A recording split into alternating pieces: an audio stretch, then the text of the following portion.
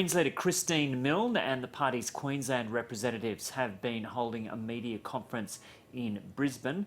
One of the senators from Queensland, Larissa Waters, starts this media conference. Let's take a listen to it now. Welcome to the final day of the Queensland election campaign. Here we are with the thriving Green team behind us. I'm thrilled to once again be joined by the leader of the Australian Greens, Senator Christine Milne, who has been on the campaign trail many times, unlike a certain Prime Minister. Thrilled also to be here with our lead spokesperson, Charles Worringham, for the seat of Moggill, and we've got a number of other wonderful candidates here and a vast throng of Greens volunteers. This has been the hallmark of our campaign. We are a people-powered party, and this campaign we've been knocking on thousands of doors, making thousands of phone calls with more volunteers than we've ever had before. People are telling us that they want a greener, cleaner Queensland and that they want a fairer society as well as a strong and diverse economy and a clean environment. And they know that that's what the Greens stand for, and that's what we will deliver inside the Parliament. So without further ado, I'll hand over to make some remarks to Charles, and then Christine will make some wonderful comments and take questions. Thank you. Charles. What a difference from the 2012 state election. The Greens have been making the running this election right from the start. We are the ones who have been pushing the important initiatives in solar, for the reef, for energy, for innovation in this state. And the people assembled here are evidence of the people-powered campaign that we always run, and we're running stronger than ever at this election. I started media calls at 6 o'clock this morning, and I had a call from people up at the Sunshine Coast. They wanted to know, what is it that's going on? Why are the Greens so strong on the ground up in Noosa and across the Sunshine Coast? Why this late surge towards the Greens? I think the answer is clear. In comparison to the major parties, we are the consistent, stable proponent of the best ideas for the future of this state. And at this election, voters will have the opportunity to support that vision by putting Greens first at every single one of their polling places, at every one of the 89 electorates across this state. Thank you. That's great. Well, I'm delighted to be back here in Queensland to support our Greens team. We did a fantastic job in the Victorian election by rolling out the level of support we had across the community with door knocking, with stalls. We did it in Western Australia, and now we're doing it here in Queensland. It's very clear that people are disillusioned with the old political parties. They're disillusioned with the revolving door between business and politics and the deals that are done in back rooms. People want transparency. They want people with ideas. They want vision.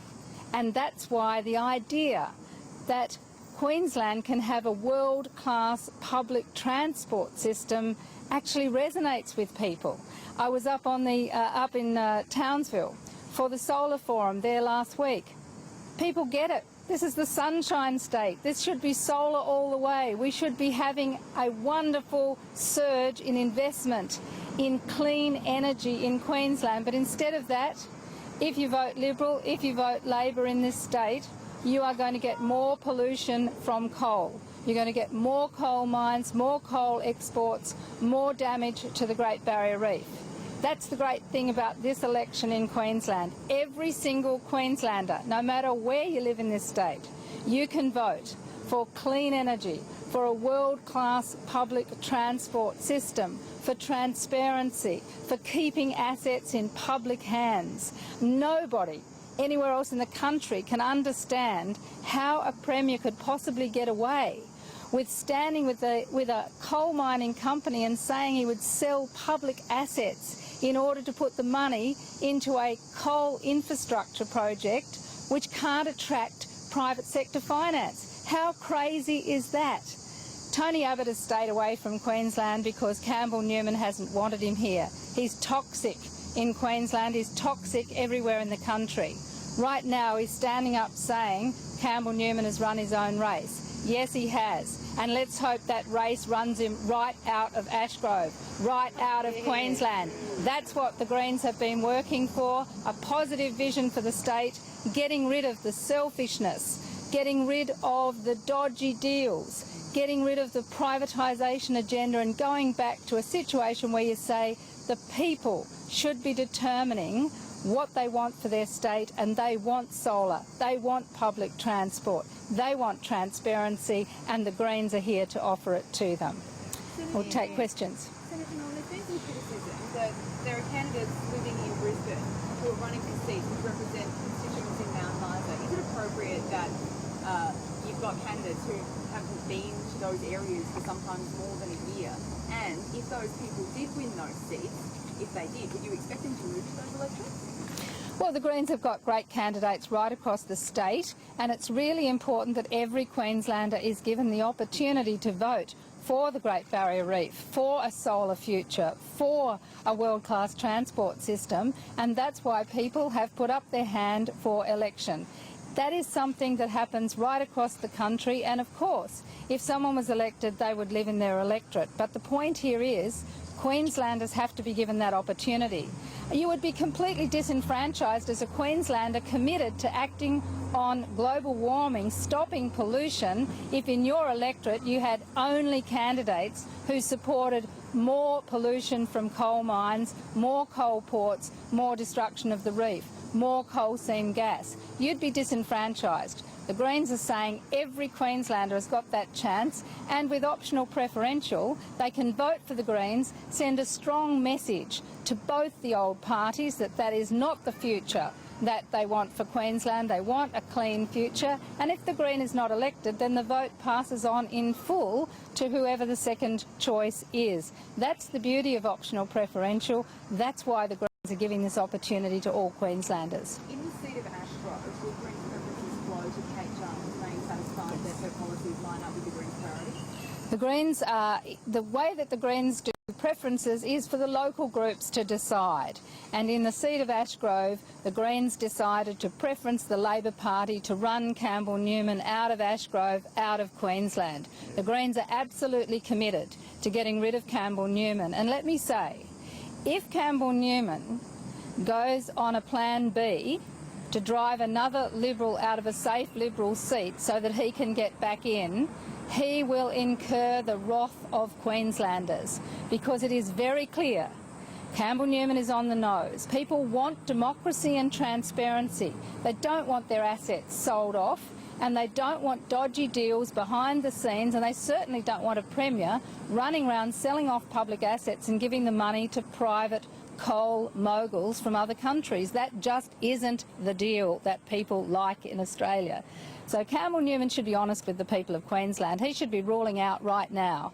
If he gets run out of Ashgrove, he should rule out forcing someone out of a seat and trying to get back in through the back door. If the people of Queensland force him out through the electoral door, he should stay out. How many seats are you hoping to pick up? Well, it's very hard for the Greens in Queensland. The electoral system here makes it difficult. There is no upper house. The Greens have campaigned to have an upper house restored. Wouldn't that be great in Queensland? But that isn't the case. But I'm confident that we're going to build the vote in Queensland, and frankly, we've got great candidates across the state, and if any of them picked up a seat, they would make us proud in the Queensland Parliament.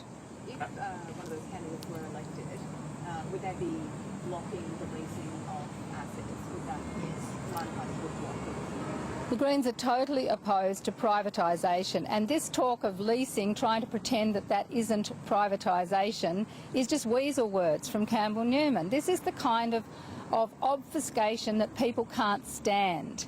Be honest with people. Are you going to flog off the assets or aren't you? Campbell Newman is going to. Whether he says it's privatised or leasing, it's the same thing. The Greens want to keep those assets in public hands, because if the people own the assets, the people can make decisions about how those assets are built and distributed. And if you want a world-class public transport system, you need to be in a position to control that for yourself. If you flog off the buses in Brisbane, do you seriously think you're going to get any revolution in public transport? No, you're going to get maximised profits for whoever buys it, and the community will lose out. But some of these assets are causing enormous environmental problems as well. How does it match with the Greens' policy? Well, one of the things you need to do is make sure in the management of any asset in Queensland that's in public hands that it is ecologically sustainable. And that's one of the problems with Campbell Newman. He doesn't actually care about the environment. And what a disaster it would be for Queensland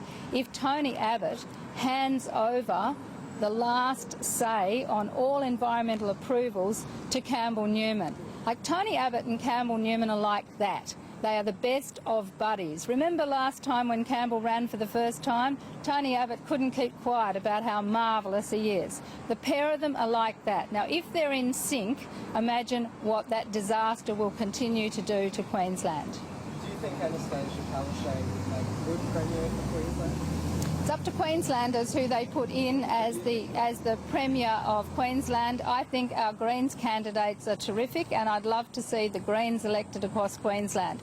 We are preferencing Labor in the majority of seats because we want to see an end to the Campbell-Newman government. That is the key to the Greens here, but we want to give every Queenslander the opportunity to tell the Labor Party, as well as the LNP, that we want to save the reef and we don't want any more pollution from expanded coal mines and more coal ports on the reef. Do you have any specific plans other than getting rid of Campbell-Newman in this election? We're the ones, the Greens are the ones out there with a positive plan for Queensland. We're saying you're a sunshine state. Maximise the opportunity with solar. Let's have a solar thermal station at Townsville, for example. Let's give people a fair return for the solar that they generate on their rooftops. Let's actually make this transition to a low-carbon economy in Queensland. Let's protect the reef. Let's stop the new coal mines and instead reward education, innovation, entrepreneurial jobs. There's so much potential in Queensland, but you're not going to get it if you destroy the Great Barrier Reef because you're intent on driving global warming and all of that pollution through expanded coal mining. In terms of the solar technology element of that, though, we haven't seen any indication from Labor that they have policies which support that. So why do you think Labor are going to be any better than the current government we have? Because if you put the Greens in there, the Greens will drive Labor to better outcomes. It has been the history of the Greens throughout the country. Because the Greens were in the federal parliament in balance of power, we got $10 billion into the Clean Energy Finance Corporation, which is rolling out fantastic projects and jobs right across the country. It's the most exciting driver of jobs in new technology, and it happened because the Greens drove federal Labor to do it. In this campaign, it has been the Greens out there saying we would have a renewable energy target for Queensland, 90% by 2030, and the very next day Labor came out and said, oh yes, me too, we would as well. Put the Greens in there and you will see the Greens driving the agenda and Labor picking up the policies. It's the Greens saying let's have a world-class public transport system, put us there and Labor will pick up on it as well. So you don't think, though, that you could influence the direction of an LNP government just too much? Not even. Well, the LNP government has no interest in sustainability. All they have is an interest in flogging public assets to give it to coal miners. That is all they can think of doing, driving more coal ships through the Great Barrier Reef.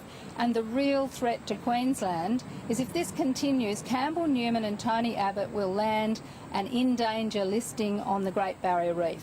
That will be a disaster for Queensland, not only for the reef itself, but for the more than 60,000 jobs that are in the Great Barrier Reef tourism industry.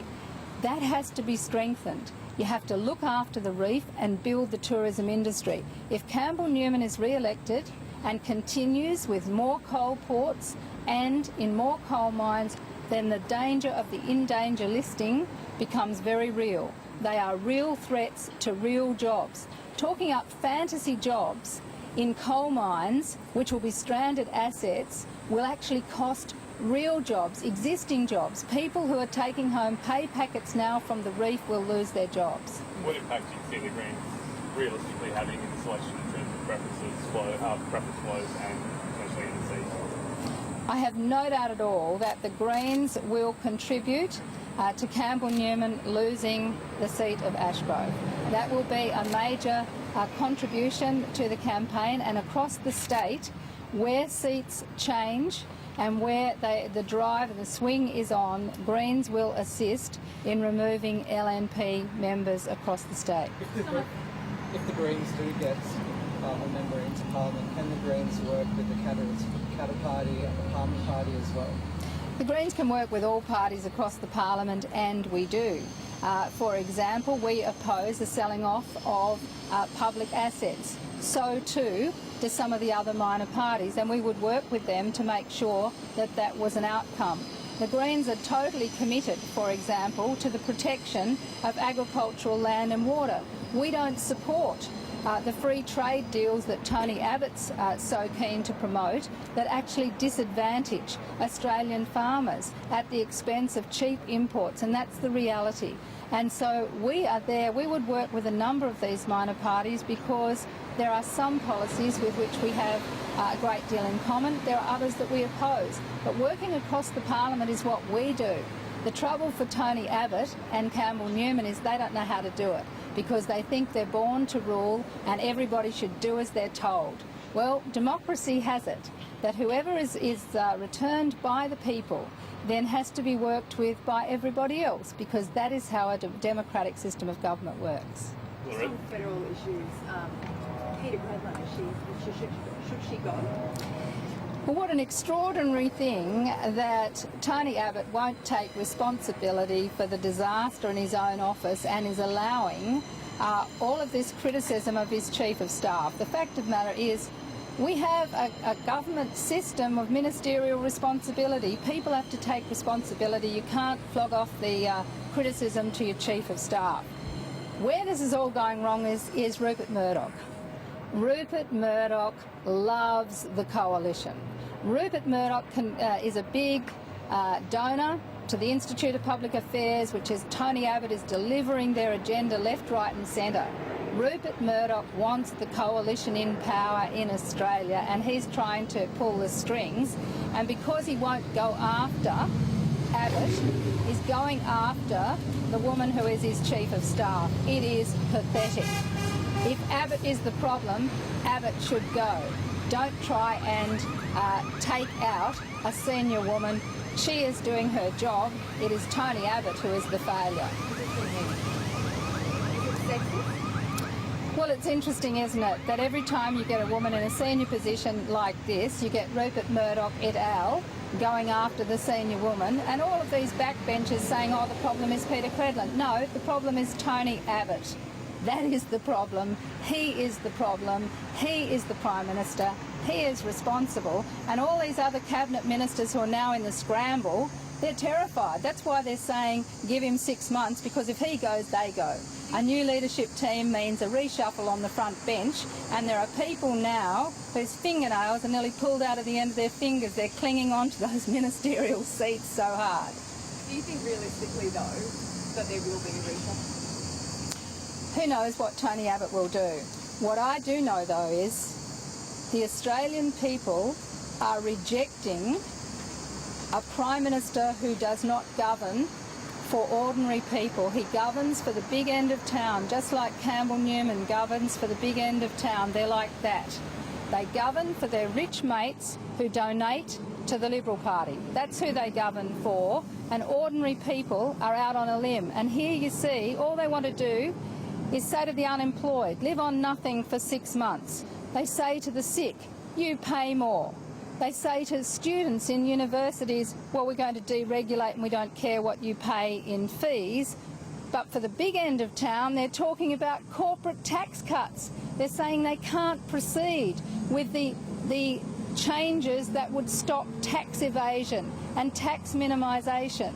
Well, my message to Tony Abbott is Australia has woken up to you. Australians don't trust you. They know that Tony Abbott governs for the people who are lining their pockets by polluting the atmosphere and have absolutely stacking it into their bank accounts, at the same time saying the poor and ordinary people should pay, and that is a rejected strategy by the Australian community. Larissa, you said that the Greens have more volunteers this time than any year before. Do you have any figures on what it is this year to what it it was in 2012? I do. Look, we've got more than 1,500 volunteers, and given the election was called so promptly after the new year when many people were still on school holidays, it's been a fantastic result for us. We've attracted high quality candidates in every single seat across the state. We've got volunteers who've given up days and weeks of their time because they want a positive change for Queensland. They want a cleaner and a fairer Queensland. So it's been a real buzz in our campaign. We don't have the big spend of the big parties because we don't take the dirty money from the vested interests, but we've got the people on the ground talking to Queenslanders and listening to them, and they're telling us that they want a cleaner, fairer, greener Queensland, and they know they can trust the Greens on that. And how's that 1,500 compared to 2012 or previous years? Look, it's vastly more than we've had in previous campaigns. Our strength has always been our people, but this time around, the surge in people who have previously supported us but haven't volunteered before, they are flocking to us to help on this campaign because they're tired of the dirt that the other parties throw at each other and they want some positive vision. That's what they hear from the Greens. We've come out with the strong plans for solar, for a world-class public transport system, to protect our Great Barrier Reef, to stop coal seam gas and coal destroying our farmland and our precious tourism icons. They're hearing that positive vision from us and they wish they were hearing it from other parties as well. So they know they can vote one Green, number every square and put the LNP last. And that way they give the Greens the best chance to represent them inside the parliament as well as in the community, but also send that message to the big parties to just do better and stop just governing for the vested interests and start listening to the people again. Larissa, the other day you spoke out sort of about the cartoon that George Christensen put out about this colour shade. Do you think there's been any other times when the election she's sort of been targeted in a sexist way? Well, look, unfortunately, we've seen throughout the entire campaign these sexist remarks from the LNP, and whether it was Campbell Newman himself with the slogan referring to the opposition leader, "Don't wake up with regrets," whether it was George Christensen's Facebook posting of the opposition leader with no clothes on, with Christine depicted in the background, whether it was a former LNP candidate herself saying she was told she didn't serve enough tea and bickies to get pre-selected, we are seeing more and more insights into what the LNP really thinks about women. Well, I've got news for them. Queenslanders know that women deserve their place in public life and they want to see a more equal parliament, and they will vote accordingly. I'm really thrilled that we are the party that's running the most female candidates of any of the other parties. I'd love to have a bit more competition in that regard, but we're leading the way and we're calling out sexism, because that's how we make cultural change, and that's how we let the blue ties in the LNP know that they are out of touch with the majority of Queenslanders who believe in equality.